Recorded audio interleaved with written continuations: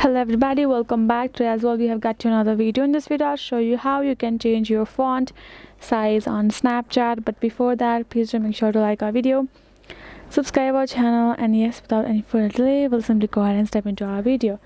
For that matter, what you're gonna do is simply gonna go ahead, open your settings app for the Android users like that, and then you're gonna go ahead, swipe down and find this option called display over here.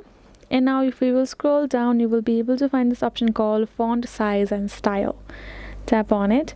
Now here in this area you can see the font size is set to this, right? We can simply go ahead and select it like this, and you can see the example, the reference would be shown over here. This is the smallest and this is the largest.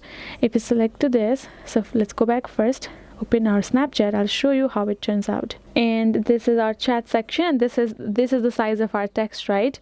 We go back to settings, we change it to the smallest, we go back, it's now so tiny, right? You can see it. Now again go back and change it, and you go back, you can see it has been changed. This is how you can simply change it. So this is it, guys. Hope this video was helpful to you all. Thank you so much for watching, and yes, I'll see you guys on our next video.